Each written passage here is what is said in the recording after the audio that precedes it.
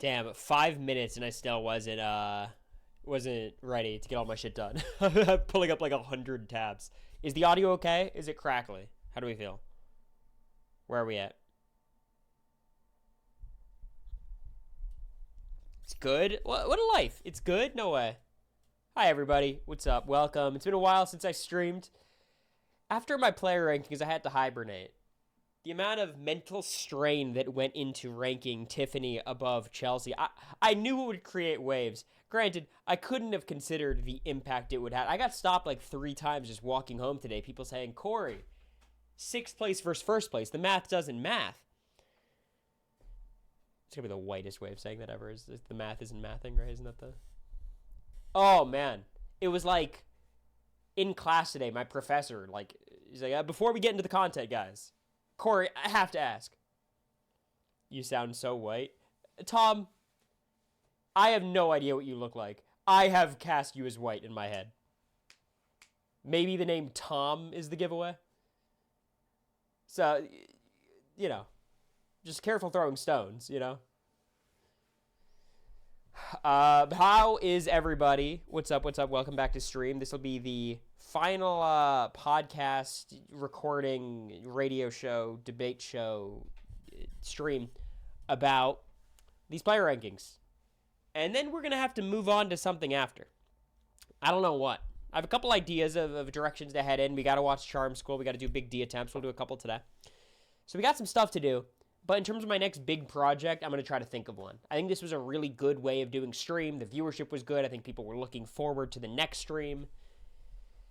Obviously, we can't just do player rankings over and over and over again. You got to mix it up. Otherwise, we're going to have the same discussion over and over and over again. Thank you for supporting Owen's fundraiser. Exactly. Thank you. First of all, you're welcome. But I'm glad you mentioned it because I'm going to pull that up in a moment. Anonymous, thank you for gifting 5 subs.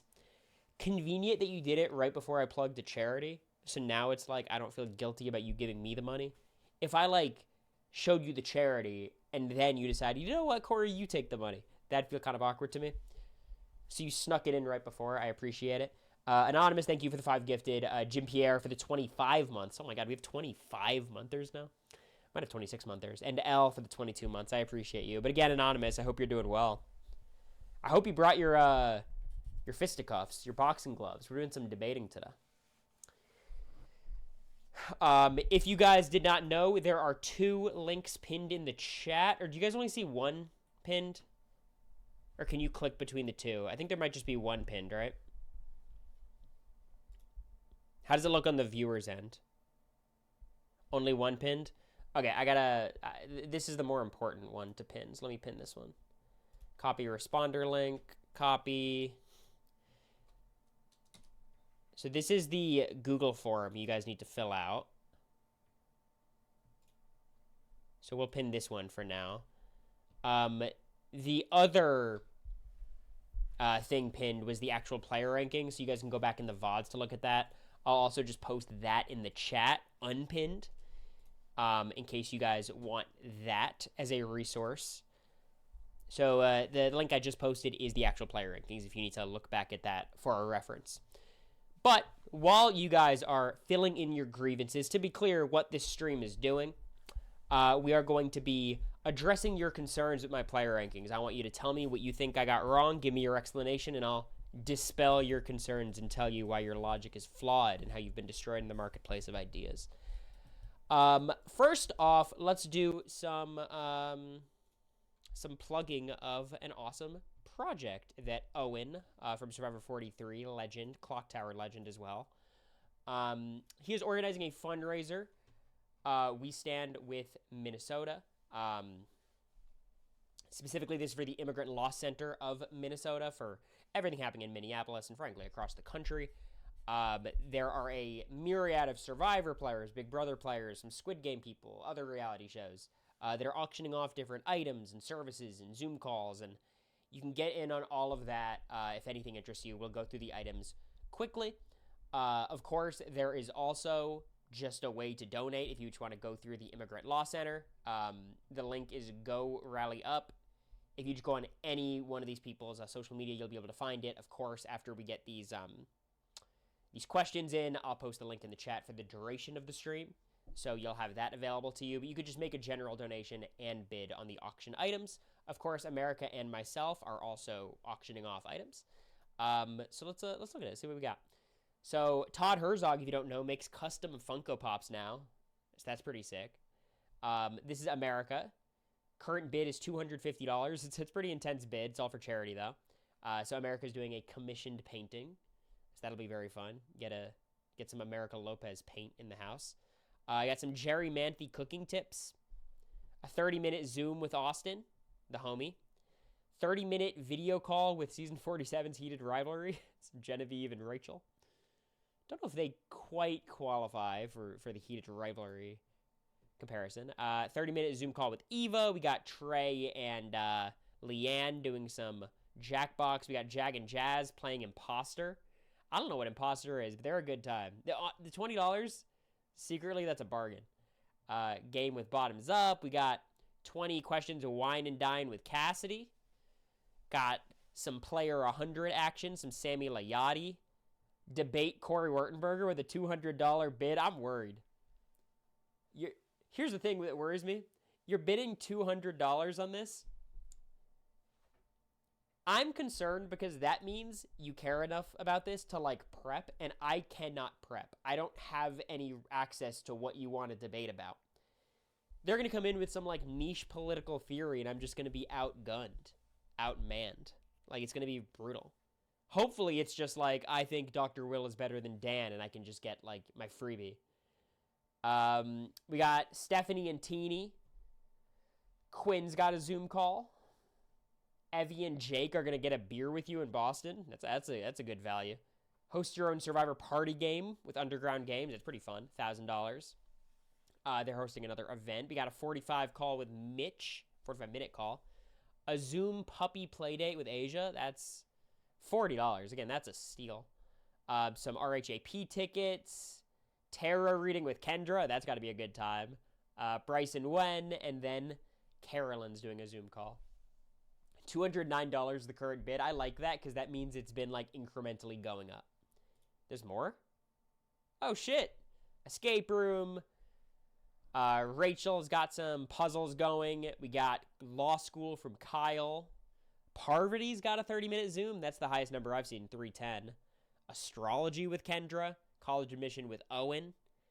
You got some public speaking coach with Shaheen. Oh, wait, should I buy this? Should I get in on this Shaheen thing? If the winner's open to it, would you stream your debate? Probably not stream it, but I might be down to record it if they'd be down. Say's getting rid of a buff. Love to see it. Jesse Lopez zooming. Some gaming with Owen. Some Phasmophobia with Camilla. There's Zach Wertenberger. You want to play some Mario Party with this trio? If you play with these three, you're almost guaranteed to win because they're out for each other's throats. Omer, Marianne, and Zach. We got Christina. We got Tiana. MC's out there. Jam. Carolyn doing a cameo. I don't know how much her actual cameo cost. That might be a deal. Franny's doing some stuff. Eliza Orland's 30-minute politics tea. Do you think she's the one who bid on me? Wait. Current bid $350. Is someone gonna, like, tear Eliza to shreds? That's kind of scary. I don't know if I want that item. 1 hour audition tape feedback with Zach, $160. Damn, that's good value. We got key provisions in reality TV contrast with Xavier. I think this is secretly the coolest item here. I would like to buy this. I think I might get in on this. So Xavier could actually explain what I signed in my contract. We got Maria doing a Zoom call. We got a poem from Carolyn. Matt and Franny, Abby Maria casting advice. Tucker's getting rid of his AI assistant sleepwear. So the AI assistant, they give you like one outfit to wear during the day and one for sleep. So if you're a big Tucker guy, that's pretty big. Blood on the Clock Tower already sold. And then we got a lot of sold items. So shout outs to all of these people. Autographed Sugar Kuiper pinup.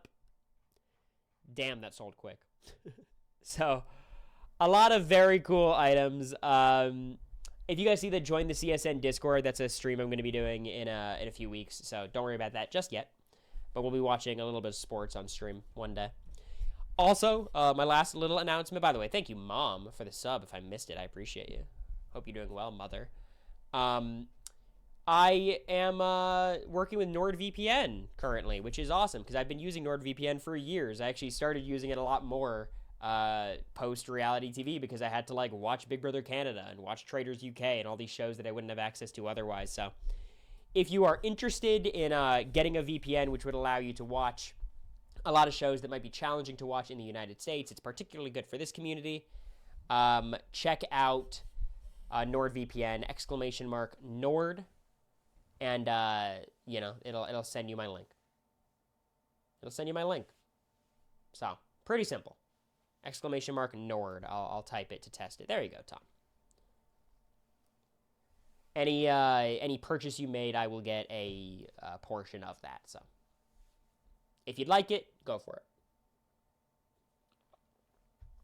Sponsored era, yeah, we got a couple others down the pipeline.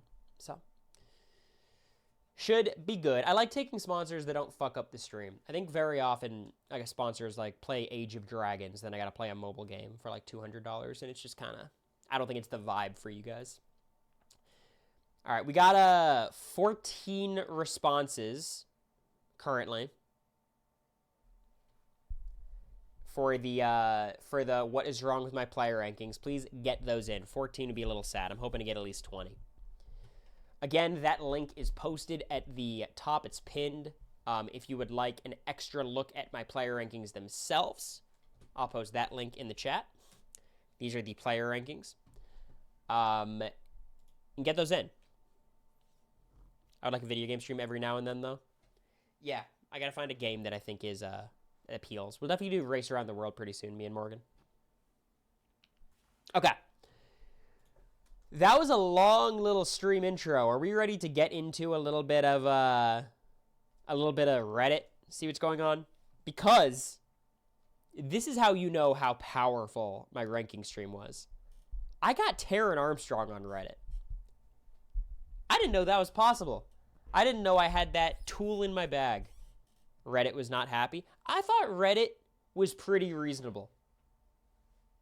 Famous last words, but I didn't piss me off too much. Let's look at it quickly, because I assume there's going to be a couple people disagreeing with this part of my rankings. So, the post was called "Overrating of Tiffany Mitchell." What do you think they're upset about?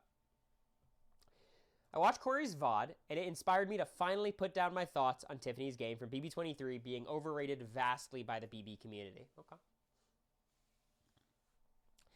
This is also impacted by Taron's analysis, overwhelmingly dominating game analysis in modern era. All right, first let's talk about that, because I think that is a very interesting topic that has a lot of truth to it, but a lot of people attach animosity to that truth. What the fuck does any of that mean? Taron Armstrong is the only Big Brother commentator, analyst, podcaster, whatever you want to call him, that covers the show to the depth that he does. Cliff has his Cliff Note. Like, there's a couple other people who are doing daily updates, but Taron has, forget about the best, the funniest, the most knowledgeable. He has the most extensive coverage of Big Brother, not to mention one of the more popular networks, RHAP, of course. So when people say Taron can shape narratives of how Big Brother players are perceived, that is indescribably true. That happens. I think a large reason why, in my opinion, a lot of players overrate Cam Sullivan-Brown is because Taron overrated Cam Sullivan-Brown. Not because he was trying to push a narrative, but because that's what he thought watching the feeds. That was his takeaway. Now, just because Taron is wrong sometimes does not mean his analysis is poor. Big Brother is an inherently random game. So I do agree that, like, Taron impacts the rhetoric and the discourse a lot because a vast majority of people do not actually watch the live feeds. They keep up through Twitter. They listen to live feed updates. They might be on the Reddit. They might pop in every now and then. They might watch the Reality Kingdom. There's a lot of ways to keep up with the feeds. Very few people are actually sitting down watching it. Even myself, like, most days I am not glued to the live feeds. When I'm doing an update, I'm glued to the feeds, and when stuff's happening, I'm watching. When I'm on stream, I'm watching. But I think a lot of people rely on Terran for the updates. And then it's very difficult to form your own opinions when the basis, the foundation of your knowledge is Terran's opinions. So I think a lot of times people are just regurgitating Terran's thoughts as opposed to having their own, because they can't have their own because they're not doing the homework to develop them. So I think it's true. I just don't think it's a bad thing. I think it's the reality of Terran puts in so much work into covering this show that he's like, in a lot of ways, the only reasonable resource for people to use. Reporting plus journalism, unbiased or unopinionated, good journalism has a point of view. Yeah, and at the end of the day, like, a lot of Terran's opinions, like, I'm not going to ride the middle when it comes to misogyny, Trey. You know? Like, I think it's good that he has perspectives that I think a lot of us would agree with. Maybe someone can tell me if Terran's gotten more subjective over the years. I think Terran has leaned his analysis and his podcasting style more towards entertainment than strategic analysis. The strategic analysis is still there. I don't think it's even less than it's been. However, I think there is more of an emphasis on humor, impressions, just generally having a more enjoyable podcasting experience, which sometimes leads to, like, making fun of somebody. You know what I mean? When you're doing the Vince voice, and I'm Vince, I'd probably be annoyed listening to Terran. But of course, he shouldn't cater his podcasting style to the players. Like, that would be the most... Talk about journalism, like the least journalistic integrity I've ever seen. Anyways, let's get back to the post. Sorry, I went on a tangent there. I feel like a lot of people are talking about, like, Terran, like he's this evil cabal, spewing evil rhetoric. It's like, nah, he's just covering the show, and he does it a lot more than everyone else. Most have taken this assessment that Tiffany would have won if not for prioritizing the Cookout's mission as close to absolute truth. I follow BB23 week to week, so I have a good recollection of the gameplay. While Tiffany deserves to be called the strategic mastermind of the season because of her putting into action the parachute strategy, she did poorly in some other aspects of the game.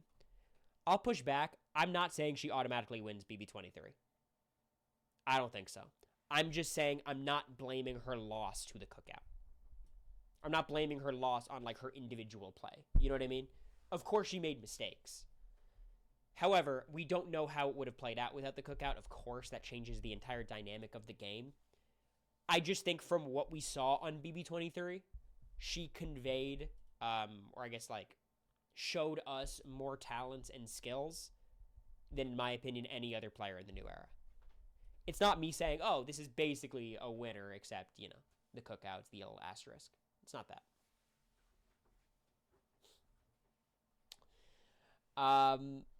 Okay. Strategy within the Cookout. Tiffany had decided to go with Cookout before jury around week 3 or 4. I do accept this was less optimal path for her, given Claire, DX, and Hannah. This also meant she had plenty of time to calibrate her strategy for this choice. Instead, she did not make any meaningful effort to repair her relationship with Big D or Ozza. Even if you remove Big D from the equation, since her dislike for Tiffany was too strong, Tiffany definitely had the opportunity to make Ozza a closer ally. Other than some superficial talk of a girls thing, within the Cookout, she did not invest enough time in her relationship with Ozza. Okay, that's fine. I just think when we're starting to nitpick things like this, you could nitpick everyone's games. Chelsea pushing MJ away for half the season, and MJ, despite that, just falling in line with Chelsea. Chelsea pushing away Leah the entire season and just getting away with it. Chelsea being, like, outright cruel to Cam at times, and Cam getting over it because he's just such a, you know, lets things roll off his back kind of guy. It's not to tear down Chelsea. It's just this is the truth for every Big Brother player to have ever existed. They make mistakes. So again, we're comparing her to Chelsea because it's number 1 and 2, and I assume this is who they believe should be ranked over Tiffany. Even worse, look at the fact she lost Kylan to X. I don't blame her at all for that, frankly. That just felt like Kylan going on a mission, you know? Tiffany, in fact, antagonized all the Cookout minus Hannah by reneging on the plan to have Ozza win Final 8 HOH. I'll be honest, you got me here. I don't know the Week 8 nuances the same way you do. So I'll give you Week 8. Scenario, if no Cookout, I don't think there's any way to play out that hypothetical. That just is what it is. I don't know. I feel confident that Tiffany is the most skilled player. But that was a house with a lot of skilled players. So I think Tiffany would probably, like, have the best odds of winning, but you could still say Kyland and X would have as good a shot as anyone. I agree with this. It's impossible to cosplay how BB23 would have played out. I don't know if that's the right word, but I hear you. It may seem overly negative. She's still a top 3 player. I'm curious who else you would have in your top 3 other than Chelsea. Chelsea's BB26 game clears her with ease, and not just because Chelsea won. I guess here's part of the analysis for that debate between those two specifically. How many BB23 players are better than every other BB26 player other than Chelsea? X is better than the entire 26 cast, minus Chelsea. So is Kyland. And then it's like Cam, Sullivan, Brown. I had Derek X better than Cam, so I'd have Derek. So there's 3. Then it's Cam. But Cam is really close to, like, Claire and Hannah. Like, they're all right there. Ozza's not, like, the worst player by any means. Sarah Bett's not the worst player. There's just a lot more competence there. And there's way stronger competitors as well. And Chelsea, I don't want to say relied on HOHs. Like, she was never in a ton of danger. But, of course, being able to win comps like that is huge. I think you know Chelsea's game a lot better than Tiffany's. That might play into your ranking, her flaws a lot better. I mean, that's just true, and that's the truth for all Big Brother analysis. Like, when you're ranking June's game, people do not remember the day-to-day issues with how June played versus the day-to-day issues with Ashley's game. And, like, you try to just be conscious of that bias and work against it, but, like, of course that bias does exist. I guess what I would say is when I watched Chelsea's game, and this is independent of analysis of Tiffany's game, I never got the feeling like Chelsea had, like, what's the word for it? Because she did have a firm grasp and firm control of the house. It never felt like there was, like, a great social game being put forward. And it never felt like strategically she had the game on lock. She had MJ on her side, she had Cam on her side, she had T-Core on her side, and that, like, numbers-wise, she was just good. But it never felt like she was running shit in the same way that Tiffany and Suri even were. It's kind of just like the eye test. When you see Chelsea talk to people, it just didn't feel as good as Suri, as even Matt, as Tiffany, as a lot of these players who just, like, one-on-one are better. Now, Chelsea's resume, her game, speaks for itself. I'm just not the type of person who, like, zooms out, looks at the stats, and determines that player must be better than that player. Chelsea can win comps. I mean, so can Tiffany. Tiffany got 2 HOHs. But I don't think the gap between them two as competitors is as large as people would try to make it. I think Chelsea and Tiffany are relatively in the same tier. I think Chelsea's decently better. Like, there's a gap, but I think they're in the same tier as opposed to, like, a comp beast like Kyland or Xavier or Jag.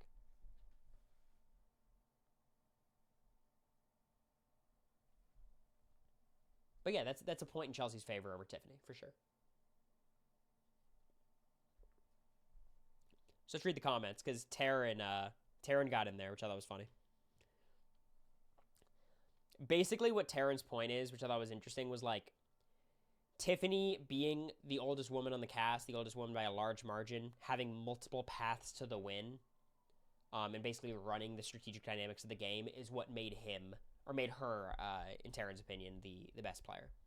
I don't even know if Taryn thinks Tiffany's better than Chelsea, but he was just defending her game generally.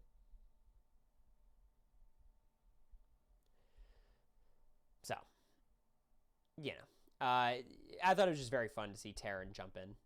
He said during the off season, sometimes he gets the itch to talk about Big Brother, which is very charming. I feel like someone like Taryn, you'd probably get sick of it at some point. I want to find my hater. Where's my hater? There was one, like, awesome op.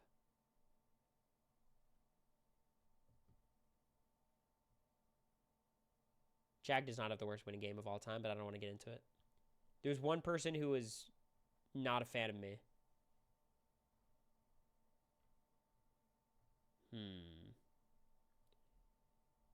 It was one of the meanest things I've ever read about me. But it was, like, not mean enough for me to not show it, because I do think it was kind of funny.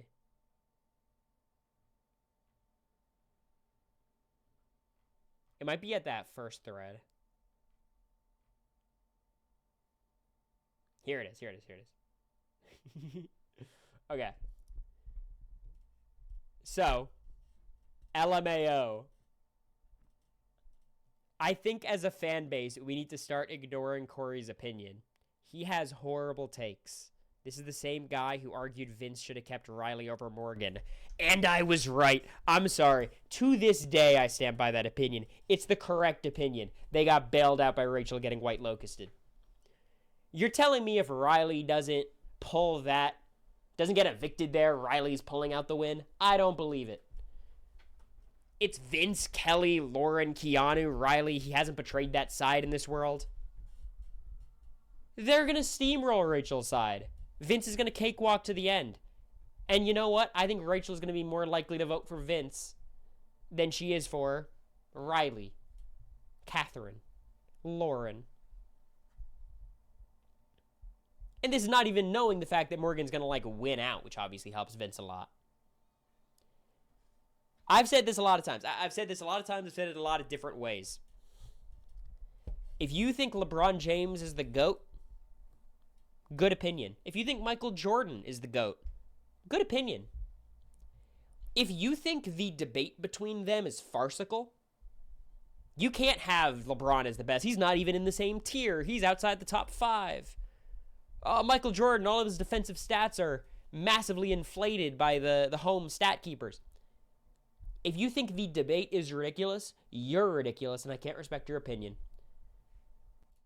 Which is why when this person's like, Cory thought this insane thing, in the moment, it was a 50-50 thing. I genuinely think both sides had a lot of merit.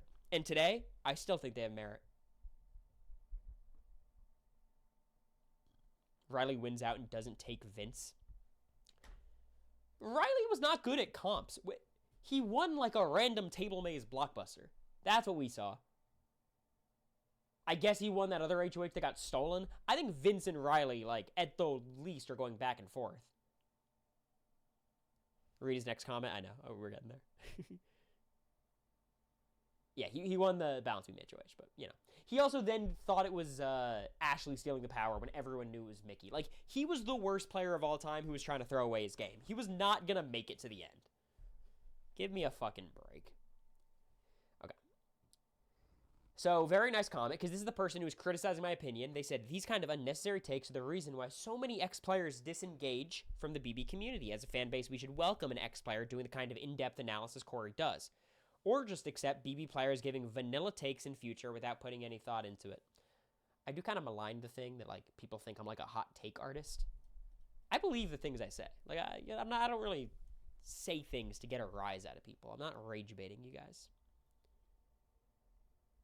All right. You know it's a good it's going to be a good comment when you have to click the plus to open it. Stop it. Stop trying to victimize Cory just because I said he has horrible takes. If anything, Cory's been terrorizing the fan base and attacking people who criticize him even slightly, cursing them out on his streams. All right. Who was it? It's one of you guys who wrote this. Who did it? Who'd I curse out? I don't think I've ever cursed someone out. I am a proponent of saying kind of harsh things very matter-of-factly. Sometimes I pull the whole, yeah, that's the worst opinion I've ever heard. That invalidates your entire existence. The fact that you said that makes me know that you're on a lower intellectual plane than the rest of us. I say things like that. I'm never going to be like, fuck you, you stupid fucking bitch. That's not me. The thought terrorist. Should that be my my Instagram bio, Cory the thought terrorist Wertenberger? When you time me out for saying LeBron has been unfaithful in the past, yeah, because that's what's the word? There's no evidence.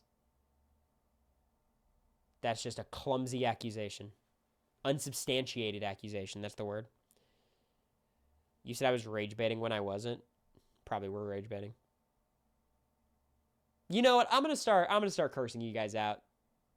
Drew Brees underrated? Probably. I'll give you that. Anyways. Stop it. Stop trying to victimize Cory. Love that. All right, we got one more. Nah, I stand by it. He's a meme at this point. He should just wear a t-shirt that says, if you don't agree with me, you're stupid. He's trying so hard to be the smart BB guy. It's cringe at this point.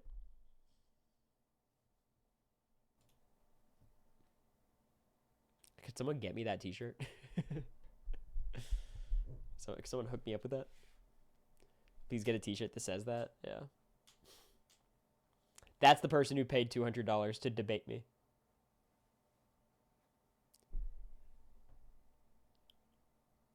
Quinn might be able to work something out with a t-shirt. Quinn is like the opposite of me with Big Brother opinions. If I'm terrorizing the BB community with my takes, he's doing the opposite. He's like peacekeeping. Then this is actually the one that cut me deep. He also said Rachel HOH last year was bad. Mind you, this was the day before Riley was evicted. Can you at least consider the fact that all of these opinions are the same opinion? Me saying that Vince should evict Morgan would make Rachel's HOH terrible. And this was all before the live eviction where we were all certain that Riley was going to stay. And we started jumping up and down when he got evicted because the entire game flipped in that hour. You're like, he also has this separate opinion that sucked. They're the same opinion. If I'm like, LeBron's going to win the title this year and that's going to make him the GOAT, then he loses the title and he's not the GOAT. And you're like, see, two wrong opinions. No, it's the same opinion.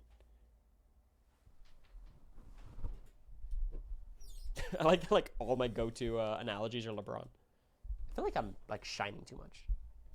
That's so much better. America, why didn't you tell me? Whoa, what? It just like adjusted to be shitty again. Stop. Now just stay. It's because you're a Lakers fan. I'm not a Lakers fan. I'm a Miami Heat fan. I'm a Heat fan. Do I watch a lot of Heat games? No, because there's nothing to watch, but I'm a Heat fan, okay? I ride for Nikola Jovic.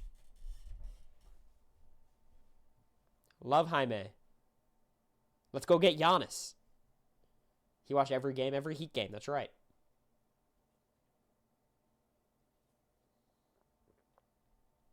If you're saying Martinez saving 2022 World Cup, no, Messi's the GOAT because he's the best soccer player I've ever seen. In every facet of the game. Well, that's not true. He's not like the most well-rounded player, but he's offensively, he's not a better player to ever play. Also, he was the GOAT before he won the World Cup. I don't think there's a viable opinion otherwise. Giannis to the Knicks is the dream. I just can't imagine. Stop. You're derailing me. We're talking about Big Brother. Okay. I don't watch too much tennis. I know a little bit. How do you feel about the All-Star teams? They're fine to me. I'm glad Norman Powell made it. All right. We have 25 responses. I'm going to lock responses at 6:45. You have 6 minutes to get in your responses. If anyone needs a copy of the player rankings, just request them. I'll post them in the chat. Otherwise, we're going to start getting into y'all's grievances, okay? Shedeur Sanders All-Star. I don't think that's the terminology they use. The pin is also gone. Amazing.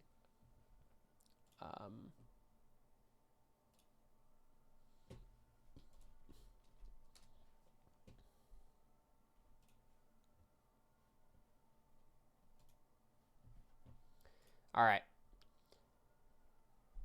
Let's get into these responses, rather. All right. First one. Matt Klotz. Yes, he had a good social game, but you still ranked him too damn high. Yeah, I think the thing with Matt is his game, I think, works on every season of Big Brother ever. I think there's a lot of worlds where the people who are ranked right below him, I think, were the Big Brother 27 trio. It was Ashley, Rachel, and Morgan. It was Rachel, then Morgan, then Ashley. For me, Rachel as a player, first of all, her resume just isn't that of Matt's. Obviously, like, she played a good first half of the game in BB27, but it was kind of, it was really hard to see Rachel's winning path. You just didn't want to hold it against her that she was evicted because she didn't get evicted. I think Ashley gets evicted early on a lot of seasons by a byproduct of, like, her personality. She's definitely, like, very enigmatic. Like, she says some crazy shit sometimes. And her lack of comp ability is just a really tough combo, I think. Morgan, excellent competitor. She games so damn hard, and I think without comp wins, she's in a lot of trouble at, like, basically the part of the game that I got evicted, like 11th, 10th, 9th, 8th. She's always going to be in a lot of trouble, and if she makes it through, she has a good shot. I think it's almost hard to imagine how Matt ever gets evicted before the final 6. Now, his flaw is also real. He has a problem where he doesn't know how to own his game. He plays a little bit too passively. Those are all real problems. But I don't think they're devastating problems. I don't think they're going to be as consistent. I think a lot of seasons he beats Jag just straight up. And other times he will just beat someone else in the end. If Matt thought he would lose to Jag, I think he would have taken Felicia. I think he would have taken Bowie Jane. Would have taken Suri if he thought. Like, I think he was going to take who he thought he could beat. Jag was always going to go loyalty. So while Matt, like, is not able to beat really good people in the final 2, he could beat a lot of people. So I'm not going to hold his terrible jury management against him. He has comp ability. I think he's overrated as a competitor, but he certainly could win comps. More so than a lot of people. I just think his formula works so consistently, and I don't think his weakness is, like, devastating by any means. The lack of pushing his ideas, if he had any. I mean, I think at the end of the day, like, that is part of his strength. It's a weakness sometimes, but the fact that he's able to just go with the flow and still command a level of respect by virtue of just, like, everyone liking him so much. Like, if he was actively pushing his agenda all the time, he wouldn't as consistently get deep in the game. So it's just kind of a trade-off. But that is a weakness, yeah. So that's what I think about that one. That's what I think. What else we got? Okay. Big D. He's too high. He needs to be ranked lower. I think you can rank Big D as low as you want. The thing I'll give Big D is I do think he has an understanding of strategy. Like, I think he understands, like, who should be targeted and, like, sticking together and keeping secrets. Like, I think he could do that. It's just the social game over such a long season, pushing people away so aggressively, and, like, by the end of the season, Oz is taking Xavier instead of him. You could justify ranking him really low. But I think a lot of other players, like Big D, could implode earlier in the season where he didn't. Maybe it's because of the cookout, but you give him some credit for holding it together. But yeah, I don't have a strong opinion about, not ranking him lower. If I recall, wasn't he the one pushing the Cameron backdoor at Final 9 even more than Jag? He was the one who wanted it more than Jag, but ultimately it was getting Jag on board and then having Jag push it to make it happen. Like, Matt is never pushing to the HOH. Matt will push with his buddy, which functionally is the same thing, but, Said I screwed up Jag. I don't know if you mean too high or too low. I assume you think I rated him too high. No one's ever advocating for me to vote Jag better. What's the forum link? It's pinned to the top.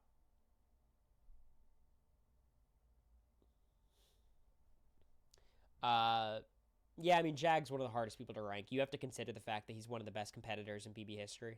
There's a post on Reddit saying, like, discrediting his comp stuff. And I understand, like, his resume does not stand up to the best competitors in the show's history, but, like, he did very well.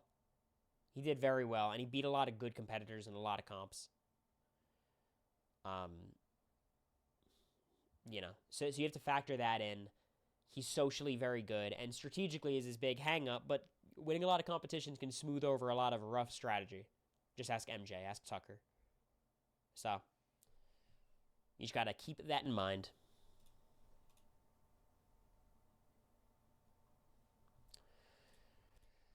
First answer, Matt, but we've talked a lot about him, so not an interesting discussion.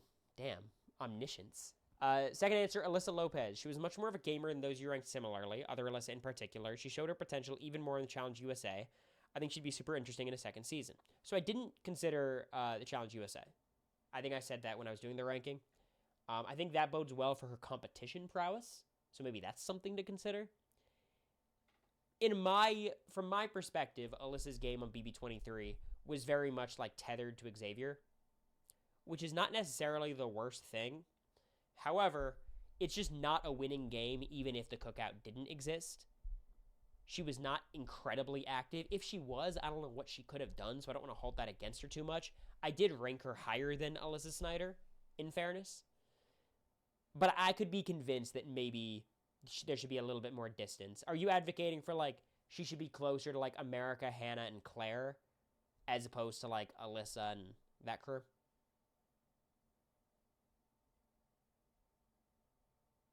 I had someone try to argue with me that you weren't even top 10 on BB25. I mean, you know. Top 10. It's getting a little hard to justify, but to each their own. You're an Alyssa Lopez respecter. Yeah, look, I could be convinced. I could be convinced. I think Alyssa is a player who, without the cookout, might have a much better shot, especially with endgame competitions. She did win a couple times she needed to save herself.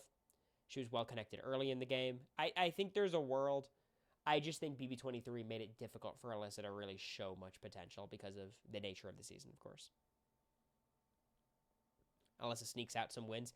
I'll give you that. I think Alyssa is able to sneak out wins in a way that the other Alyssa Snyder, cannot. I don't think strategically she's as sharp as Claire. Socially, she's totally solid. Physically, she's pretty good. Like, I think she can command a jury's respect in a way that, like, Rubina might have trouble. T-Core might have trouble. Even Sarah Beth might have trouble. Like, I think there's a world there. So I think I agree with you. Not a great start for my debating. Turner should be lower. He did win comps, got out major players, but not in his own doing. He had to be convinced and sometimes forced. Example, double eviction. By Monty, because he wasn't playing on backdoor Michael. He was very passive and didn't have much going on strategically. Not saying he's a bad player, just not top 20 new era. Okay. So let's look at the players. Let's look at where I ranked Big T-Dog. So, I had Vince 21, Turner 20, Chada 19. And then it's Claire, America, you know, it's these people. Kyle, again, he's hard to rank, but he's right around here. Do you think Turner is worse than these players that I'm ranking? Izzy, Quinn, Bowie Jane, Brooklyn? It's not even rhetorical. I want to, if that's what you think.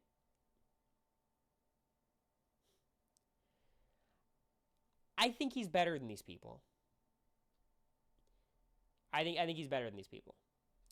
And Vince is a tough one because Vince is just an enigmatic player. However, I think Turner has less of a fatal flaw than Vince. Turner is very passive, absolutely. I think that's his biggest flaw. He's kind of a pushover when it comes to strategy. He always needs his guy to help him make decisions. He's riding with the Oasis, then it's Kyle, then it's Monty, and Taylor's in his ear. There's a lot going on. Him getting rid of Alyssa was a terrible move. However, I think Turner is like one of the weaker versions of a triple threat, but nonetheless, he is a triple threat. Essentially, he's good at comps, he's pretty good socially, and strategically. I think strategically, again, is his weakest point, but he is not weaker strategically than most players on this list and most players surrounding him. So when you compare him to a player like, let's just say America, I think is way better strategically. Socially, I think it's about the same. His comp ability is important. Like, it's genuinely pretty important. Comparing to Claire, comparing to Hannah. I think he belongs right around this part of the list. I understand he plays himself into an end game where it's kind of hard to win, but I don't think Turner was viewed as like a GOAT. I think he loses against Monty and Taylor, but I still think like he's a respected enough finalist. He played a large role on the season. He's not terrible at any of the three facets of the game. He's quite good at some of them. Top 20 might sound like a better distinction than it actually is. Also, he's number 20, which is top 20, but, you know.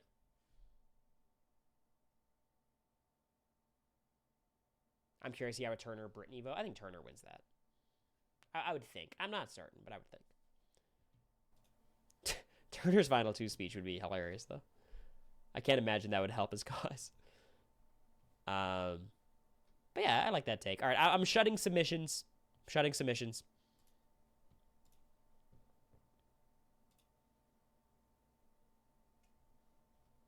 If anyone comes in chat upset, I might open them up for a second. Okay. I bet it would be fire. I agree.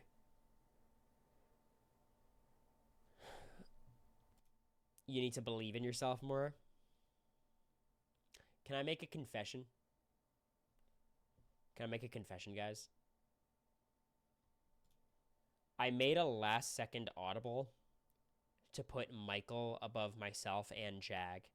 Like, during stream, I did it. If you go back to the VOD, you'll see me making the change.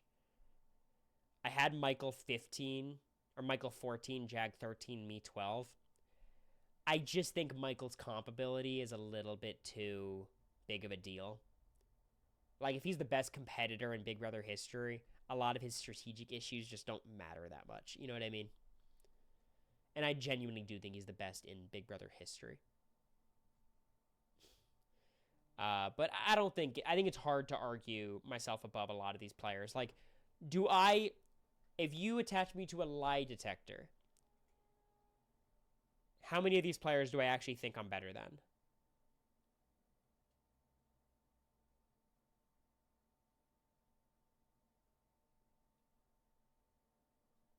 I think I'm better than 6 of these players. Lie detector, I think I'm better than 6. But you gotta look at the actual resume itself as well. You gotta look at what actually happened, and you can't just... I have a lot of confidence. I also just have a lot of self-awareness and a lot of fear of rating myself too highly and the consequences that would ensue. The confidence is not lacking. I'm just a little bit more tactful than you guys would like. Except for this stream, seemingly. But I'll be more confident moving forward. No problem.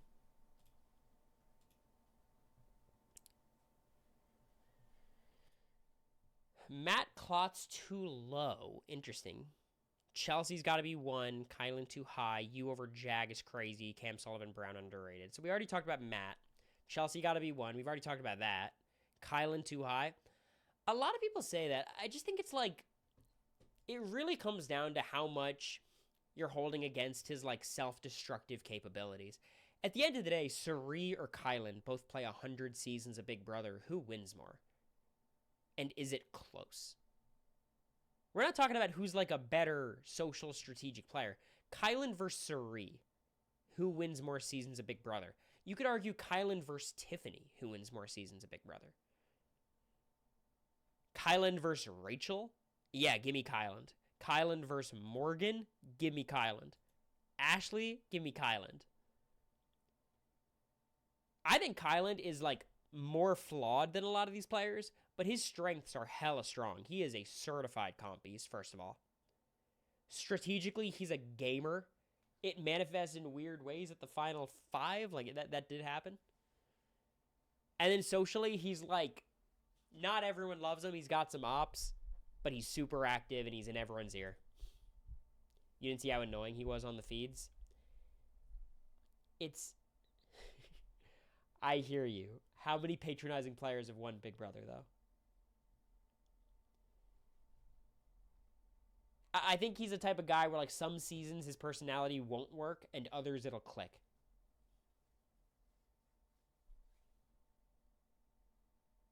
And you have to understand, like, when you're in the house, you're, like, you're trying to not get annoyed by other people because you want to, like, make it seem like you like them. So I think Kylan has, like, a bit of a longer leash for players than he does for viewers. Ashley's better than Kylan. I could not agree more. I disagree more. I think Ashley is a very talented Big Brother player who did a really good job covering up for her weaknesses. But I do think her win is more... It's not based on luck. Not at all. It's like She made the best of the circumstances available to her, and I think most seasons those circumstances would not have been available to her. Yeah, I think inconsistent's a good word. Like, you can't take away what she did, but I feel like that season's more of an anomaly than most. Kylan making it to 4th, I feel like that feels about right. Maybe sometimes he'll go out 7th or 8th. Maybe sometimes he'll win. First boot every now and then.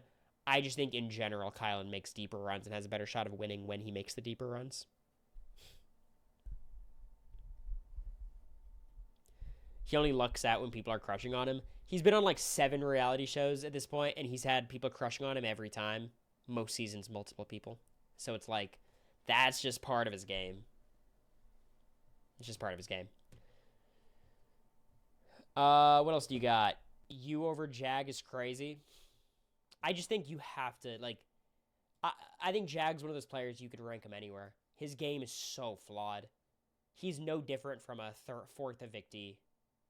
You know what I mean? Like, he played that game. His game ended, and then his new game started. And his new game was better, and even still, he had, like, 4 moments where he should have been evicted had it not been for a twist or something out of his control. If you're just making the comps argument, it's a valid argument. I think me and Jag are super close. Again, I think acting like it's crazy either way is where you lose me. If you think it's Jag, I get it. But I think it's a little silly to act like there's a huge gap one way or the other. And then Cam's underrated. I think Cam is overrated. I'm closer to ranking Cam below America, Hannah, and Claire than I am above myself, Jag, Michael, people like that. Derek. Cam is more like closer to 20 than he is to 12 for me. Cam and Bowie had the same game. I agree. I think Cam had more agency. Not in terms of like what he actually did, because he didn't do anything, but I think Cam had more of an opportunity to win. No, I'm not. That's right. Because Bowie never really could have taken out Jag. Puts up Matt and Jag at the final 6. Matt wins the veto. I guess that does it. Yeah. It's pretty close. It's pretty close. And Cam was going to take Chelsea to the end. Bowie was giving up in the end. Like, it's pretty similar. Cam's opinion held more weight than Bowie's. I think that's fair. But Cam was also kind of like widely disrespected in the house, similar to Bowie. I think it's pretty close between the two. I have Cam higher, but not by much.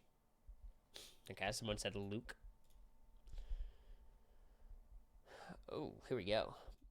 Bowie above Quinn. Some people think that you put her over Quinn, and I disagree because you played with her and saw how she played in person. We just saw the feeds. I want to give you an opportunity to explain. So, let's see. How far apart did I rank these people? I had Bowie at number 24 and Quinn at number 25.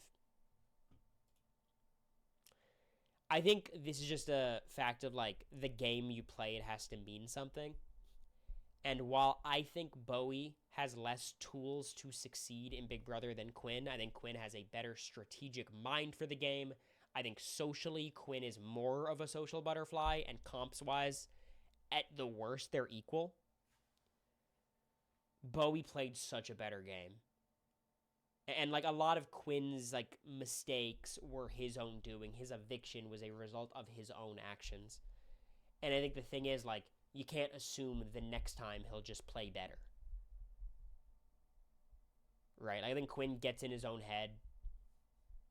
You know? Not to say Bowie's decision-making is, like, much better. But I think Quinn is always going to have a higher threat level. Maybe he would have a better shot in the jury vote, but, like, how often is Quinn getting to the end? You just look at Bowie's BB25 game and Quinn's BB26 game. I think it's hard to make the case for Quinn. Having them this close is the respect I'll give Quinn of, like, you know, gun to my head, who would I rather have going into another season? I think I choose Quinn, but I think Bowie's the smarter bet, you know? Your game has to mean something. Like, what you did has to mean something. And I think Quinn's resume is just rough, obviously. I think he's a much better player than that resume, but, you know.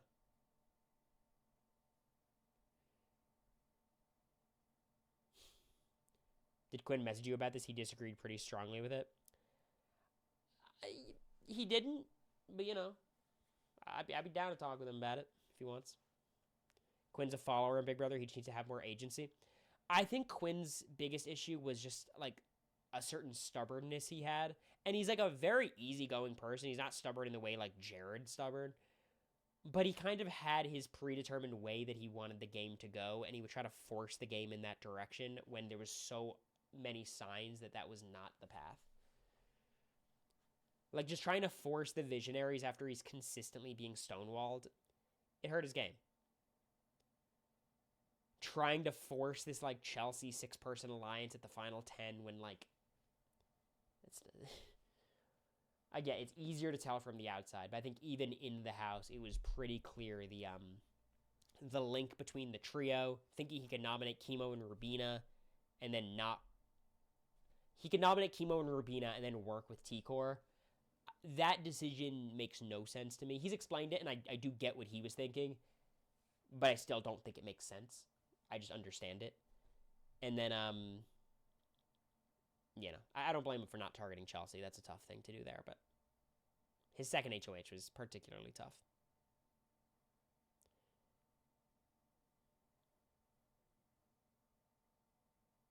Yeah, Bowie's an endgame merchant, and there's a lot of chance in Big Brother she wins a lot of these seasons. Not a majority of them, but, you know. I don't remember her ever being a serious candidate to win your season. She was a dark horse candidate the entire time. She was never out of it until she was, like, out of it at the final 4. Because she still beats Felicia in every scenario. She loses to Matt and Jag, of course. Against Cameron, it's pretty tight. She probably loses. Bowie versus Blue, pretty close. She could win that. Bowie versus America, she could win that. Like, she was not a GOAT in the same way Big D was a GOAT. Lose 9-0 to everybody. Bowie had a certain level of respect that a lot of us had for her. Because we liked her.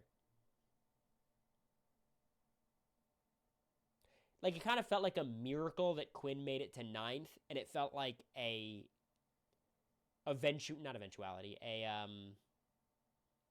all but a certainty that Bowie was going to make it to 3rd, you know? I think the biggest issue with Bowie is, does Bowie really play to win when she's playing Big Brother? I think she thinks she's playing to win, but often she gets lost in the sauce, right? And she kind of warps her own perspective.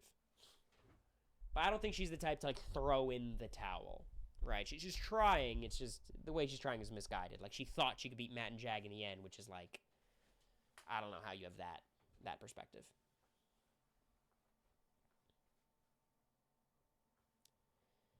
You had a jury vote, so I believe you. From the outside, it's hard not to see her as Big D adjacent.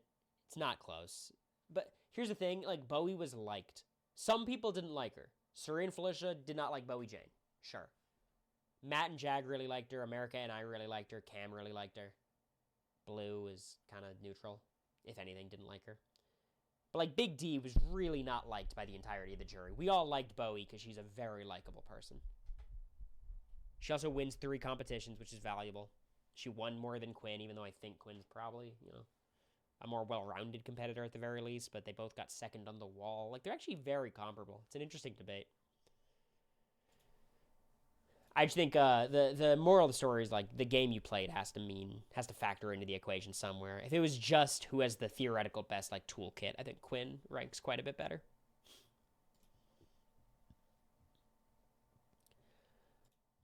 I remember Blue hating Bowie. I think it's closer to that than the alternative.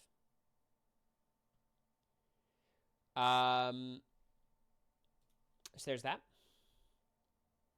We talked about Matt Klotz. Pretty boy privilege is a thing, though. Something to consider. Someone typed out an essay. Amy. Oh, is this Morgan typing this? While bad, I don't see her going out super early if they don't want to weaken Rachel. Yeah, look, I think there's a world where Amy could sneak into an endgame. But I think she's the GOAT. Like, she's the person who can't win in the end. And, like, is being dragged to the final 4, final 3, final 2. I don't think she's, like, a consensus first boot every time. Her personality is not, like, annoying enough for that. She seems like a totally fine person. I think the issue with Amy is, like, how the hell does she ever win Big Brother? Like, ever. Her campaign was terrible. She was on the block the only 2 weeks she was in the house. Her connection to Rachel certainly got her in hot water, but, like, she was also actively campaigning against Rachel, who was the one person trying to save her. It's not like she's, like, the worst strategist ever, or the worst social player ever, or the worst physical competitor ever. She's just, like, really bad in all of those departments. Socially, she's, I guess, fine. But she was, like, socially passive. Like, no one had relationships with Amy. There's just not a ton to prop her up on. And, like, when it comes to her versus Heisem, I think Heisem has a better shot of winning a Big Brother season than Amy. Kelly Jorgensen. Kelly probably goes out first more, but Kelly could actually win to a higher frequency than Amy. It's kind of like, it's a kind of a hard debate to have there. They're both probably not winning too much. But just having a little bit of compatibility and, like, a little bit of strategic tenacity or whatever you want to call it. I just think Amy is just really, like, flat in a lot of these areas.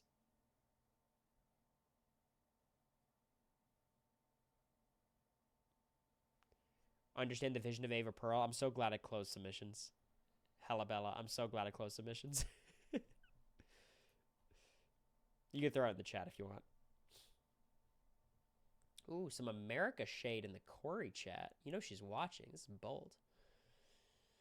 No shade to her, but she's too high for not winning anything. At least Leah won an HOH. I think high 20s, low 30s fits America. Also, Brooklyn too high for getting out pre-jury. I think Brooklyn I was tempted to put even higher. She just played a good game. Got an unlucky HOH outcome. Got evicted. I thought her campaign was fine. Brooklyn is just I think she's one of the best pre-jurors of all time. That doesn't mean she's one of the best players of all time, but she just was pretty solid across the board. Leah against America. Frankly, I think if you're just saying Leah won an HOH and America didn't, that's a ridiculous argument. Leah's, like, America was on the bottom the entirety of BB25. Leah was somehow in a worse position throughout the entirety of BB26. Somehow Leah had less of a chance in a jury vote than America. And of course, America understands the game of Big Brother way, way, way, way, way more than Leah. America never talked about how she hates liars in the Big Brother house like Leah did. If America got an HOH, she wouldn't have put up Chemo and Rubina. You know what I mean? Would have taken a much bigger swing. If America was going to take down one of my nominees, she would have given me a heads up instead of blindsiding me at the ceremony. I just think Leah is a player who, like, found herself into a really rootable position in the end game, and we all wanted her to succeed. And I think she played the end of her game relatively well. And so did America, in fairness. Like, once I was evicted, I think America played the final 7 round really well, and then she did what she could in the double eviction. It's a tough spot. I think once Quinn gets evicted, I like Leah's HOH. I don't think it was a disaster. And then Leah in her boot week, I think, like, her getting backdoored by MJ is a problem. Like, that should not have happened. But I do think she campaigned relatively well. She had more fight than she had more of a chance of staying than I thought was possible. And Chelsea basically just slammed the door on it.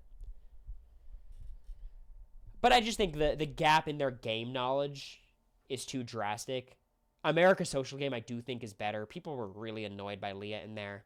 And while America had her detractors, certainly, are you blaming her for Matt Klotz hating her? Her weird thing with Cameron not liking her? Jared not liking her? I guess I'm not, like, blaming America for that as much as I'm blaming Leah for her social game. You know?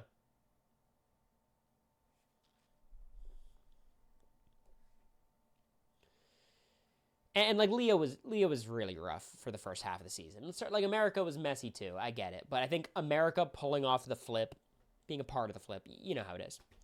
America being part of that flip and playing the role that she played is probably more impressive than anything Leah was able to accomplish in 26, which isn't even shade to Leah. I think that was genuinely an impressive thing. So, I think the Leah-America argument's actually a pretty easy one. Matt Klotz. Yeah, this is exactly what I talked about before. I think Matt's formula is so much better than these theories. So much better. And you could say it's because of pretty privilege and he's a white man, and, like, you could be right, and that doesn't, like, change the fact that he benefits from those things, you know? Leah would have been a contender for the argument if she went after Chelsea in the backyard week. I don't blame her for targeting T-Core. I think that was a reasonable enough plan. Targeting either T-Core or Chelsea was necessary. She got one of them out. You know. You got Morgan, Rachel, Vince, Ashley. I think there's genuinely no argument for Vince over Ashley. I think you could argue Rachel, Morgan, and Ashley in any order that you want. Vince was the GOAT in the endgame. He probably loses to Ava. He loses to Morgan. He loses to Ashley. If he cuts Morgan, does he beat Ashley? Probably. But he never cuts Morgan. So, like, that hypothetical doesn't matter. Vince had power all throughout the season, and every time he had power, his win equity went down. Ashley had no power, and as the season went on, her win equity went up. And, like, it's frustrating because I'm not, like, I don't want to penalize Vince for, you know, having so much capability and not making the most of it. Like, I'm not penalizing him. The capabilities, that's what's propping him up. Because his flaws are almost as great as his strengths. But that's why he's one of the most compelling characters we've gotten in the show's history. And I think if he played again, like, he could find himself in an endgame, and if people don't want to feel like a bitter jury, they might vote for him, you know? I thought his final speech was good. He got some really hard questions thrown at him that he kind of fumbled, but, like, those questions were set up to fuck him up. And I thought he collected himself well and gave a good speech. I think Vince makes it much further than Ashley almost every season. But there is an argument of, like, does Vince ever win? I think he does sometimes. But I think it's less of a question with Ashley. We've seen it happen. Then he loses to Ava. I think it's likely he loses to Ava, yeah. Especially, it kind of depends on how it happens, but yeah, I would think so. Okay, we got a Tiffany paragraph. Tiffany knew the endgame she was heading toward. She was the one putting the most work to achieve it, but throughout the game, when it came to time to improve her relationships within the cookout, she fumbled, going so hard to save Christian the week he left. She did have a couple of failed flips, i.e. Suri, so I think that is probably her biggest detraction, in my opinion. You can say she thought it'd be a 3v3, but then it makes it even more awful that Kylan was the one to send her home, and from what I recall from the feeds that week, it seemed like she didn't even fight that much when Kylan told her. So I have a couple things here. It might be the same person from the Reddit post. I wouldn't be surprised. It's similar, like, line of argument. When people say that Tiffany should have prepared better for the cookout endgame, I understand that. She thought that was going to be the final six. You got to plan for it to be the final six. That final six also sucks for Tiffany. Like, the whole point of Tiffany's, like, screwing her game for the cookout was her best options were outside of the cookout. So if she decides, okay, we're going to do the cookout, which she decided, not for strategic reasons, of course, because she thought it was more important, which totally valid, understood. She's going against Xavier and Kylan in competitions in the final six on. One of them's reaching the final two guaranteed. If you simulate the Big Brother 23 final six 1,000 times, one of Kylan or Xavier is in the final two. Like 950 of them. That's just going to happen. We're at the final six. You got 2 chances to win a comp. They're just not going to get evicted. And I just don't blame her that much for losing Kylan. Could you blame her more for not fighting more? Maybe. Right? And I'd really have to look at the nitty-gritty of that week. But Kylan just arbitrarily deciding he wants to beat the best and him incorrectly ascertaining that the best is Xavier over Tiffany. I just don't put that on Tiffany as much as I think you do. Was there anything Tiffany could have done to stop Kylan from going on a suicide mission? Yeah, like, that I think is the better point of criticism of, like, was there something she could have done to sway Kylan? And I don't know. The way I read Kylan is he's a very stubborn person. And I think it would have been hard to convince him to do just about anything. And even still, she got into a place where with her or Hannah win that HOH, they're in a better spot. So, let's go over to the next one. Thank you for your feedback. Ashley in the top 10? Are you kidding me? She barely did anything for half the season and won because of a bitter jury. All right, we got my dad in the chat. Not that he hates Ashley, but just like someone who watches the TV show. we got Grandpa in the chat. Yeah, Ashley did. I think Ashley's first half of the season is, I think, less impressive than people generally describe it to be. I think she was a pretty weak player for the first half. I think going into week 6, I think Ashley's bad at Big Brother. But I do think the second half is genuinely impressive. Like straight up impressive. Convincing everyone to keep her over Will, I think, is a very strong move. Integrating into the house after Rachel leaves, she does well. Getting Morgan to buy into the judges enough to take Ashley deep into the game when there's maybe some better options. Getting to a point where I think Morgan cuts Vince for Ashley and then maybe loses in that final 2. I think Morgan probably wins, but it's 4-3 at least. I think she played almost flawlessly in the end game, not to mention her jury management from the final 8 to finale night. Like, there's a lot of impressive stuff that Ashley did. I think the first half of the season, I genuinely think she played poorly. I don't think she was a good player for the first half. But in the second half, I think she kicked ass. And yeah, some things went her way, but she also made a lot of things happen. Give her credit for surviving the Lauren HOH week 3 as well, when Adrian ends up going home. That was her own doing.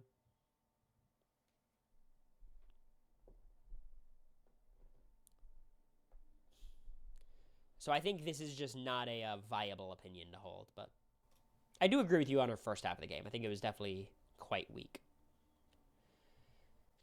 Rachel is better than Kyland. If production can do preschool math and without coming in as a past winner, Rachel steamrolls 27. I think Rachel, if she's never played Big Brother before, is out very early on BB27. I think she relied on her experience a lot to give herself a better chance. We saw Rachel play for the first time. Not very good. Awesome, but not very good. She played a lot better on 27 because she knew how to play Big Brother this time. It was her best game by far. So I don't think that is something that hurt her by any means. I think the White Locust, it helps Rachel in the sense of she was not evicted, so like we can never say she would have been evicted. Her winning game prospects were not looking very good. I feel like a lot of the BB27 people feel like they were just keeping her around until they would get rid of her. I don't think it's a foregone conclusion they would have been able to, especially with Ashley and Will there to protect her, and like maybe Morgan would have wanted to keep her 1 week too long. Like, there's ways I think Rachel sneaks into that endgame, but with her lack of comp ability this season, it's hard to imagine how she wins. Whereas Kyland, I mean, the comps are a huge deal. He also played on his first time against a much stronger cast.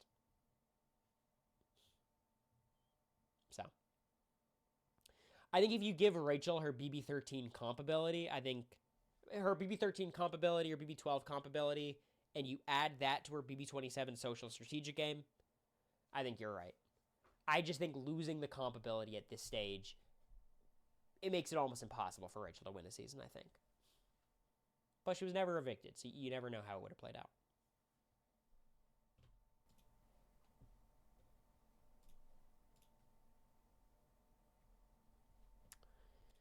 Joseph, I think he's placed too high for his social game not being great and his comp ability being poor. I also don't have that much faith in his strategic abilities, especially after him wanting to take Tucker to the end. Okay, we got some Joseph talk. Where did I rank Joseph? So this is a situation where we need to compare Joseph to the people around him. So I had Lauren, T-Core, Joseph, Chemo, Leah. So I'm not saying Joseph's an excellent player. I'm saying he's worse than Leah, and you guys heard about how I talked about Leah. I think I'm probably lower on Joseph's game than a lot of people at this stage. I feel like there's been a bit of a Joseph renaissance, a Rodriguez renaissance, if it were. I don't know what to say to you because I don't think we disagree very much. What I'll say is I think his strategic ability is better than you're letting on. He does understand the game. He understood who had to get evicted at certain points. And him wanting to go to the end with Tucker, it's misguided in the sense he would have lost to Tucker in the final 2, obviously. But he really needed Tucker. He didn't have other options. he had like no connections throughout the house outside of like Tucker and like a little bit of Leah and like a fake thing with Quinn. Like Tucker was his like last gasp in the game. So I think that was something he had to rely on. The comp ability is true. I know he threw stuff. He shouldn't have been throwing stuff. And if he wasn't throwing stuff, I don't think he wins very much. And socially, I agree with you. I mean, I think he's a weaker player. But I think he has a good strategic head in his shoulders. And, like, we're talking about the mid-30s, or I guess the early 30s in terms of rankings. Do I think he's much worse than Chemo? I don't. Like, I'd rather bet on Joseph than Chemo.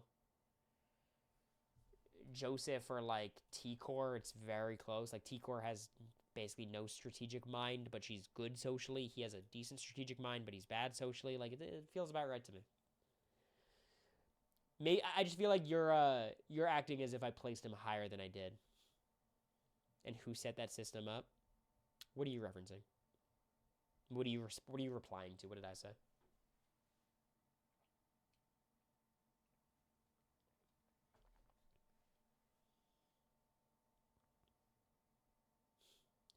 Yeah, Joseph smokes Angela in the final two. My impression is Joseph smokes Angela in the final two. No, I agree, America. That's why his social game sucks. But I don't think it's his social game sucks because it gave him no options, but his strategic game is good for recognizing he has no options and has to go with Tucker. You know what I mean? Like, you blame him for only having Tucker, but, like, him wanting to ride with Tucker is like, shit, who else was he going to ride with? Okay, well, I had Chemo over Joseph as well. You have Lauren over Joseph too? Look, you're saying Joseph talks bad to everyone. Lauren doesn't even talk to anyone. So I guess that's just beauty is in the eye of the beholder. What do you prefer? I prefer someone who tries to communicate with the other house guests.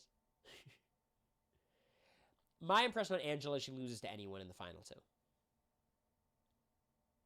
That's what I've heard. That's what I've been told, and I think that adds up.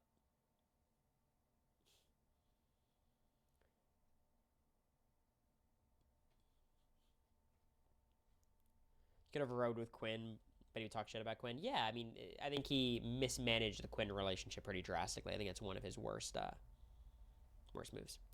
Yeah, Lauren and or Catherine and Riley broke up allegedly. They're posting about how they're single.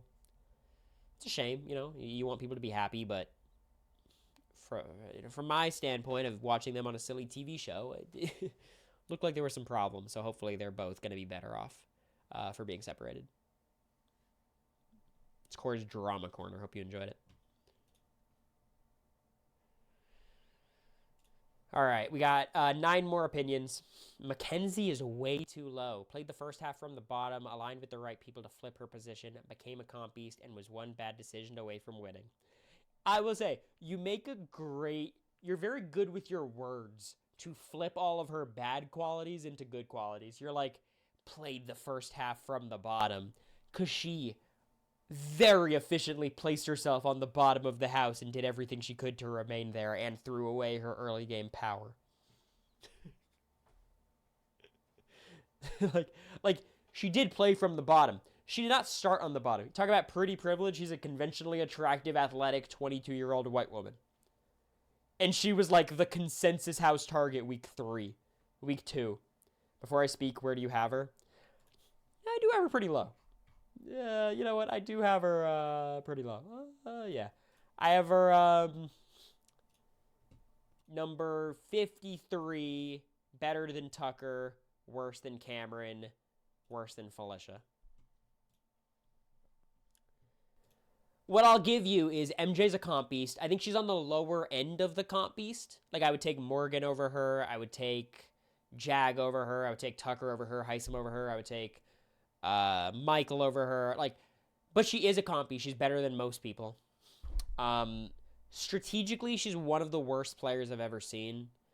Like, in the first half of the game, she always magically ended up on the wrong side of the vote. It was almost inconceivable how that would happen. And in the second half of the game, she was a Chelsea minion to the point of evicting her like closest ally and best opportunity to win the season. Then she gets to the final 3 and has a binary choice between a win and a loss, and she knows it as well. I think she might have thought she had a chance against Chelsea, but she knew she beats Cam. So it wasn't like a oops, she had a wrong read on the jury. Like, she actively chose to lose. She's Jag, but she didn't win. She's not Jag. Because people are arguing that Jag was the strategic alpha between Jag and Matt, and at the very least, it's a debate. No one is arguing that MJ is the strategic alpha over Chelsea. There's not a person in the world that would say that. What did she do to deserve being below Lauren? Guys, I don't think you understand. MJ was going to be evicted weeks 2, 3, and 4 if not for blockbusters or twists. She was like the target every week in the early game. She was Jag, but the twists just affected before the eviction instead of after. There's no difference. Her early game was worse than Jag, and her late game was way worse than Jag. And then you're comparing her to Lauren. It's like, Lauren on her HOHs was a little passive. Sometimes nominated people she shouldn't nominate. MJ, every time she made a strategic decision, was like blowing up her game. Every time. She was like a loyal Tucker minion when Tucker hated her. Loyal Chelsea minion when Chelsea didn't like her. Hated Leah when Leah was her best asset in the game. She was tied to Matt Hardiman. Lauren being like a nice, sweet person who's pretty good at competitions, understands the strategy of the show, that's just a better player than MJ, who's really good at competitions, strategically tries her heart out. Like, she goes out and campaigns and strategizes, and I love it, but always makes the wrong decision. She wants to play like a lone wolf, she said.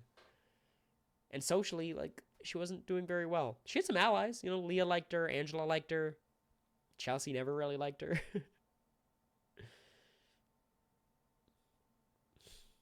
A little passive is an understatement for Lauren.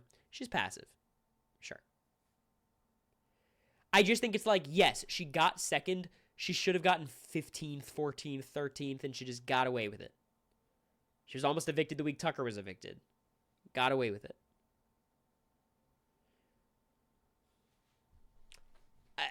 I think you could, like, I think Cameron Harden's better than MJ. I feel pretty strongly about that.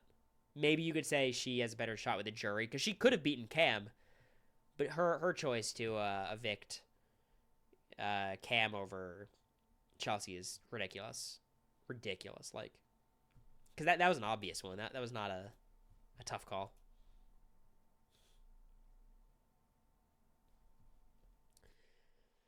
I think both of them are way too high. I think they're way too self-destructive to reliably make it far, and even the times they do make it far, they might not even win the jury votes. I would say they both are worse than Whitney as someone... Okay, so I understand this. I think there's a valid argument to be had here. Basically, they're saying these players are worse than, like, just the very chill, normal people rated below them.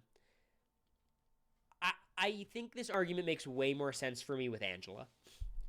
I think I probably ranked Angela too high. I just don't want to rank someone like Zach as better than Angela when, like, the fuck did Zach do to deserve that? Like, objectively, Zach probably has a much better shot of winning any season than Angela. I think that's just right. But kind of like the Quinn thing, you have to actually look at the game as well. Angela was really active strategically. She was pretty good at competitions. You know, I think you're right about Angela. I think she's ranked too high. Tucker, I disagree with. Because Tucker's, like, probably even more self-destructive than Angela. At the very least, they're close. But I do think Tucker wins a jury vote by default whenever he gets to the final two. I disagree with your analysis there. He automatically gets the votes because he's such a house, like, presence. And if you let Tucker get to the final two, you're just going to give him your vote. Kind of like Cameron from my season. Everyone hated him. I think he could win a jury vote regardless. Tucker was not despised in the way Cameron was. Socially, Tucker was, like, very hit or miss, but he hit with a lot of people. Kimo was obsessed with him. Rubina, obsessed with him. Angela, obsessed with him. Joseph, obsessed with him. Leah, at times, obsessed with him. MJ, at times, obsessed with him. Him and Cam were both... Like, he just had so many, like, people love him. And that could carry you through a season, even if strategically you're, like, truly dreadful, which he was. Not to mention, I think he's the best competitor of that season. I think he's better at comps than just about anyone. I think he's better than anyone on 27 in comps as well. Like, I think he's a bona fide comp beast. He got all of his comp wins. He got an HOH, 3 vetoes, and 2 blockbusters, and he got 11th. So I agree with you on Angela. I disagree with you on Tucker. call it a draw. 7 left. Suri's too high. For Suri to win, you're counting on both someone wanting to take her to the end and for her to get the respect of the jury over them without winning any comps. I think that is far from given in modern juries. You don't necessarily need to win a lot of comps, but a lot of jurors are going to want to see you win a few. Suri was the worst competitor on 25 and might be the worst overall from the new era. Her strategic game was messy as hell, but she compensated it with social ability and being active. I don't see ranking someone as the 5th best when only one component of her game is exceptional. If I'm betting on a winner, I'd take anyone else you ranked in the top 10 over her. I understand it. I disagree with it. If there were ever to be a player who can convince someone to take her to the final 2 when they shouldn't, it's Suri. And while no one on BB25 cared that Suri was from Survivor and she was this legend, everyone knew that Suri could not go to the final 2. Like, no one was going to drag Suri there because she came in as the secret 17th house guest, as this legend, as this person. No one was going to take her.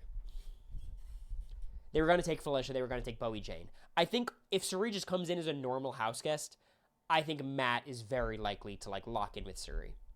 And I think Suri does command respect in a way that maybe even Ashley doesn't at times, a player like that. And Ashley got the jury votes. Like, everyone acknowledges how good Suri is at the social component of the game. I agree with you on her strategic flaws. Like, those just are what they are. But when your social game is so great, you can accommodate a lot of bad strategic decisions. And that's what she did. She made a lot of bad strategic calls and got very close to getting away with all of them. Maybe that's because, Izzy and Jared were in the house, but they also heard her get, that's kind of a wash for me. And, like, yeah, of course, she'd be a better player if she could win competitions. But I think she could win a season without winning competitions. BB25 was not that season. But let's be real. Like, here's what I'll say. If Matt, Klotz, and Jag are reversed comp-wise, if Matt is better than Jag at comps, Jag wins, a couple of vetoes here and there, but Matt is the guy beasting out, are we sure Suri doesn't win? I don't think she does. I think Matt probably sticks with Jag at the end. But I think Suri stands a very good chance. And Jag was like one of the rare people who was just not buying Suri shit. I mean, he bought it for a while. and he relapsed a couple times. But Jag comping out was truly checkmate for Suri in the same way it was checkmate for a lot of people. I remember even Rachel saying that a BB winner needs to win a few comps. Yeah, but that's Rachel. Like, Rachel's a comp beast who won Big Brother. Like, I think it's very important. And I think in order to be terrible at comps and still be ranked this high, you have to be very exceptional. And I think that's Suri. And I disagree with you, Showman. Like, I don't think if Suri, like, going again, she'd be so good strategically. Like, her bad strategic decision-making was not due to a lack of game knowledge. It was just paranoia. And that doesn't go away. Like, Vanessa Russo comes back, she'll be just as paranoid as she was 10 years ago.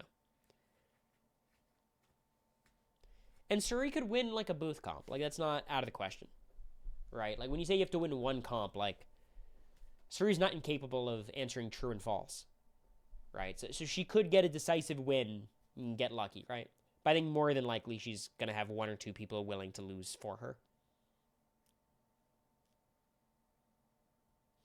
Do you think we'll ever get a winner with fewer than 2 comp wins ever again? Ever again, I would say yes. I think it's likely. But I don't think...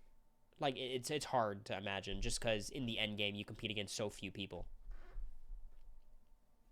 That it's, like, kind of hard not to win at least one in the final 5, 4, 3.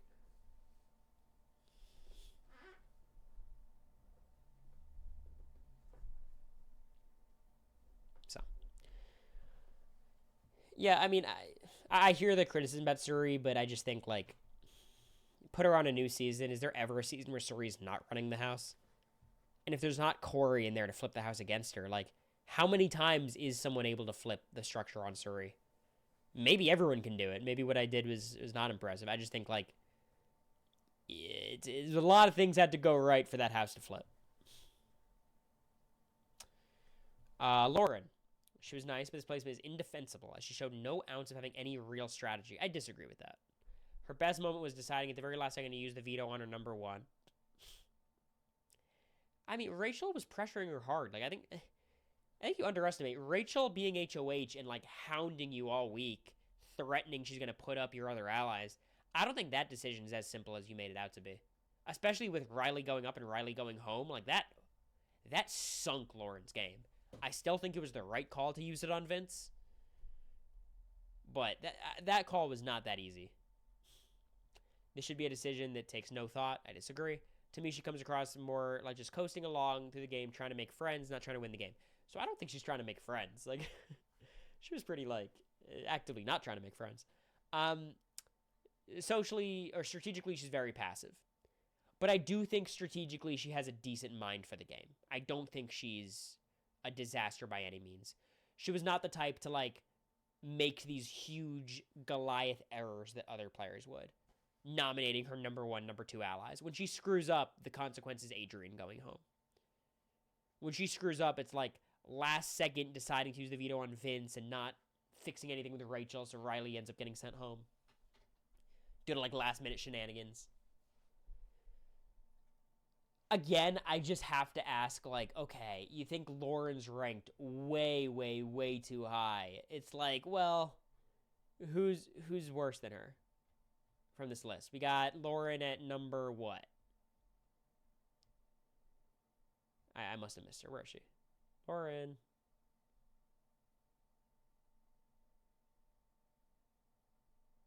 I keep missing her. Leah Chemo. She's here. Okay. Morgan's here. Hello, hello, hello. Like, Lauren better than Cedric? It's like, yes. I believe Cedric has a better toolkit than Lauren. 100%. He also volunteered to go on the block week 4 and got evicted as a result. You know, like, again, we've said it a couple times. The game you played has to matter more than just hypothetically how good of a player you are. Big Brother's a small sample size sport. We only know so much about these people's games. And Cedric, like, as much as I think he's a good strategic player and, like, he's very active socially and he's good physically, how good could he be strategically when he nominated himself on his allies' HOH and got evicted week 4? It's just tough. You could argue Sarah Beth's better than her. I don't think any of you would say Keanu's better. I think Will is just a worse version of Lauren. Jimmy, like, there's just not... Alyssa Lopez, maybe you can make the case. I think I'd hear that. I think Alyssa might be just ranked too low. Maybe move her up to, like,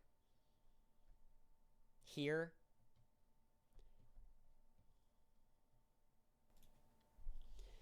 I just didn't rank her that high, so I don't think I'm overrating her very much. She's nice, pretty good at competitions, knows the game. That's a combination to make you better than a lot of players. Will had a better social game than Lauren, but he had no comp ability, and, like, that's almost the worst thing you could have is, like, be so obviously great socially and have no comp ability. Like, who's going to take you to the end?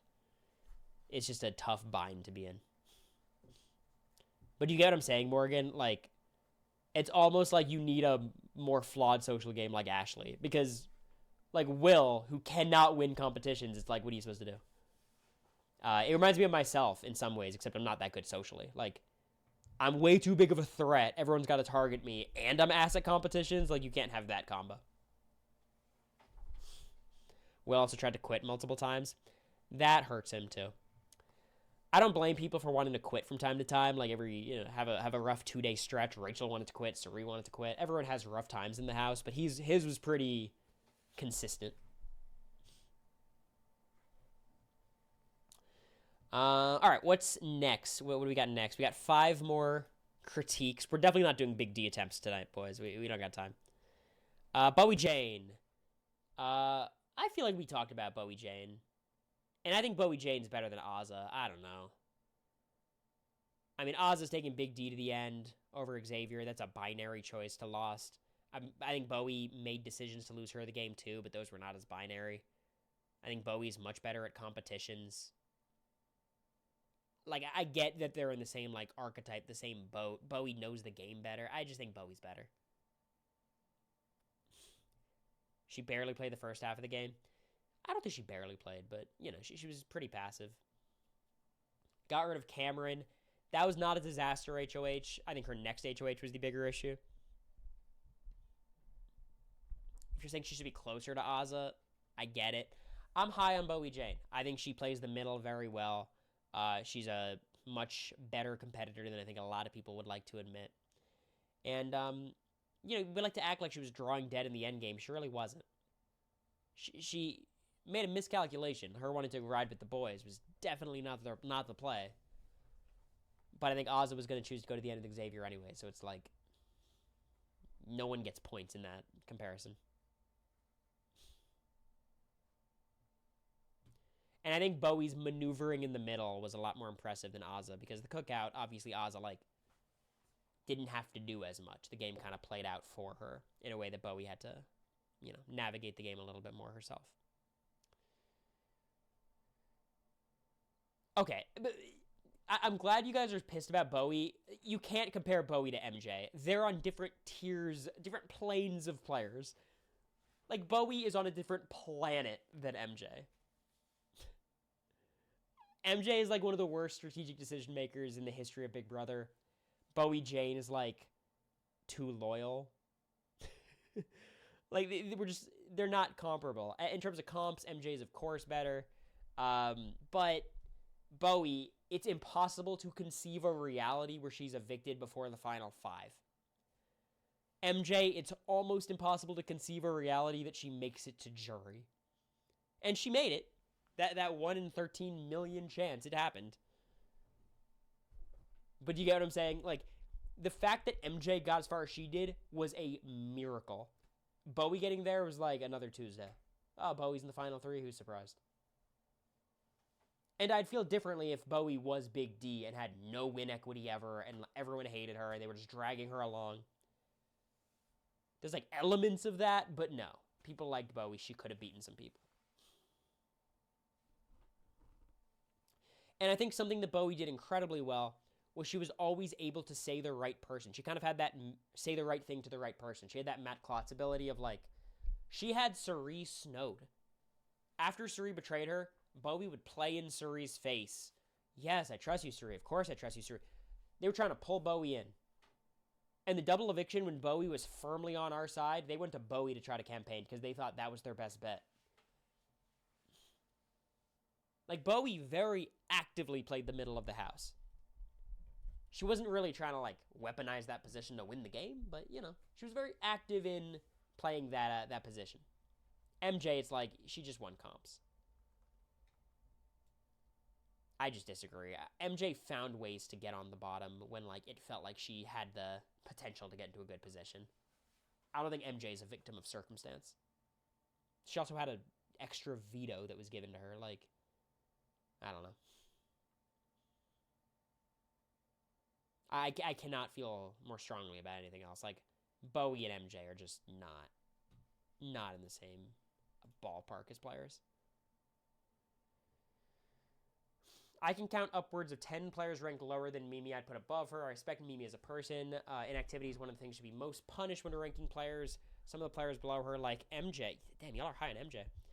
But at least they are always trying to find an in. Mimi was offered paths by multiple players and refused them in favor of an alliance who doesn't care about her in the slightest. I know many online, and Mimi herself would like to see her play again. I just don't know if she could change.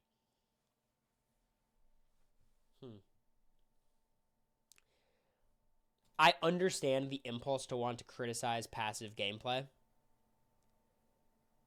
but passive is better than actively bad. Right? Being active, like Morgan, who's active, sometimes a little bit messy, sometimes really good, that's way better than passive. But if you're just active and consistently wrong every time, like a Blue is, I think, a good example of this. MJ is another good example of this. That's worse than passive, even if we enjoy watching someone like MJ or Blue play the game than Mimi. Where did I ever rank? Let's see.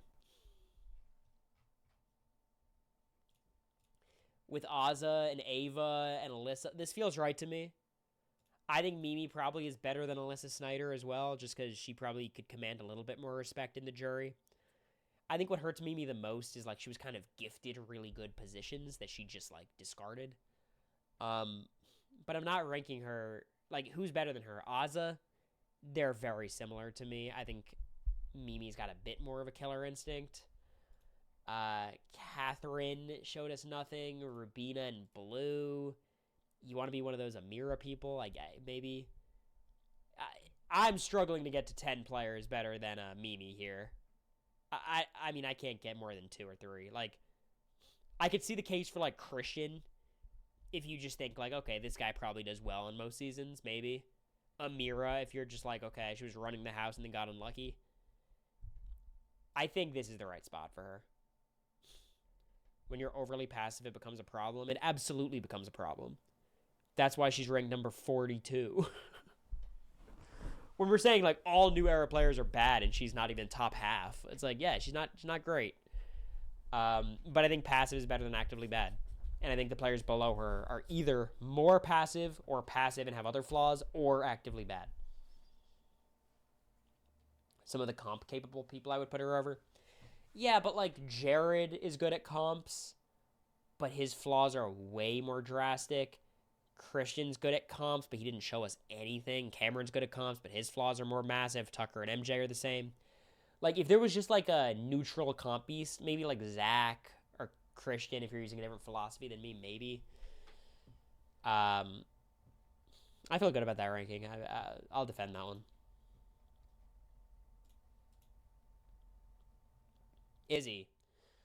I love Izzy. I don't think I could put her at 26. Her inability to play nice with people she doesn't like would get her in hot water in many seasons.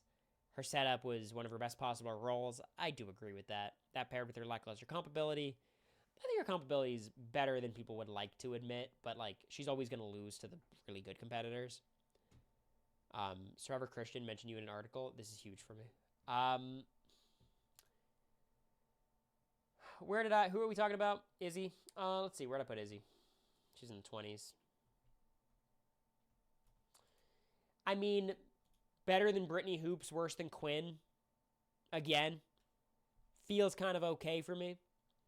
I think Izzy's just a big swing, a big hit or miss kind of player. She understands the strategy to a level that, like, maybe 5 or 6 players in the new era can. Like, she's a fan and she's a gamer and she loves Survivor and she's a nerd. Like, Izzy understands the strategy of the game really well. I think on some seasons, she's truly drawing dead. I think BB25 was about as good as you could ask for if you're Izzy. So I do think it's fair to hold that against her. I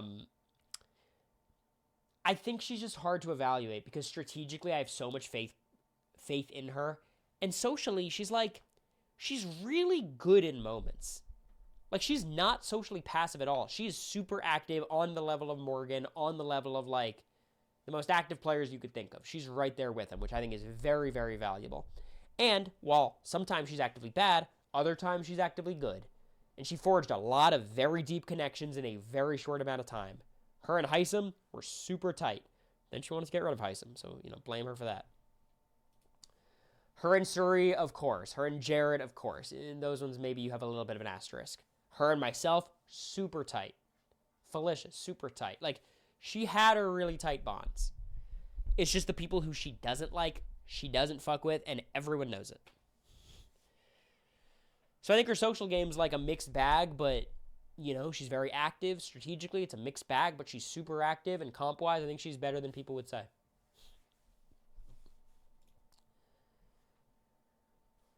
But I don't hate it. I understand placing Izzy lower. It feels like she could be the first boot a lot of the time.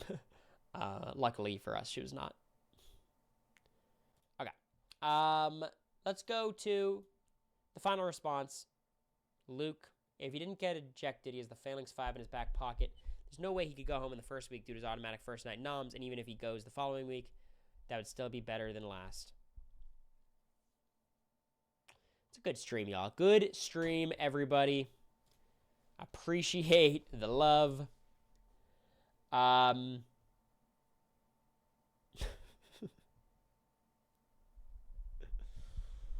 Thank you guys for hanging out.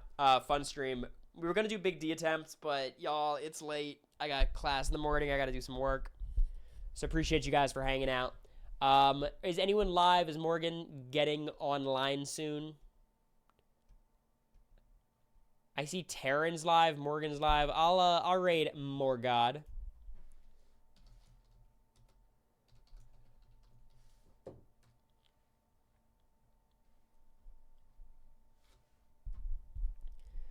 Tell her hi. We're going to post the Survivor rewatch right after this. Another stream this week. There should be one more, at least during the weekdays. All right. Send Morgan some love. Appreciate you guys. Bye-bye. We did. We watched episode 1 of The 100. She liked it.